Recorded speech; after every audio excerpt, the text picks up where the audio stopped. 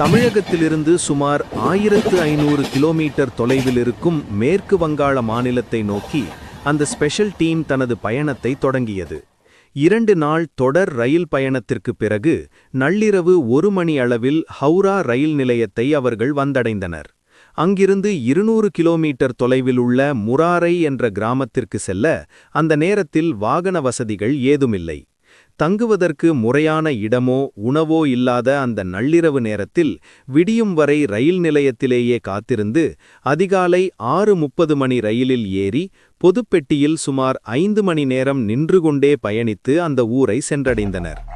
அங்கிருந்து 15 கிலோமீட்டர் தொலைவில் தாங்கள் தேடி வந்த இடம் குறித்து துப்பு துலக்கிய அந்த படை ஒரு தற்காலிக அறையை எடுத்து அடுத்து என்ன செய்ய வேண்டும் என்பது குறித்து தீவிரமாக திட்டமிட்டது. மொழி தெரியாத அந்த பகுதியில் ஒவ்வொரு அடியையும் அவர்கள் கவனமாக வைத்தனர். மறுநாள் காலையிலேயே பைகார் காவல் நிலையத்தில் தங்களது வருகையை தெரிவித்துவிட்டு குற்றவாளியை தேடி 8 கிலோமீட்டர் தொலைவு பயணித்தனர்.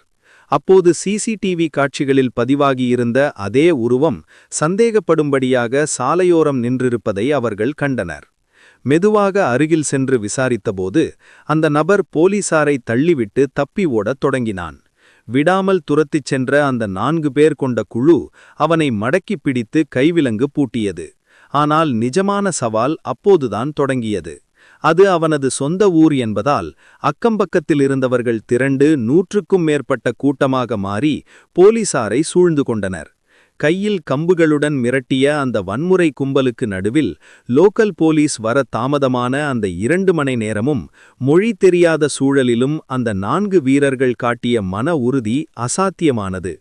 பின்னர் லோக்கல் போலீஸ் உதவியுடன் அவனை பைகார் காவல் நிலையம் அழைத்துச் சென்று சட்டப்பூர்வமான அனைத்து படிவங்களையும் பூர்த்தி செய்து ராம்பூர் ஹாட் நீதிமன்றத்தில் ஆஜர்படுத்தினர்.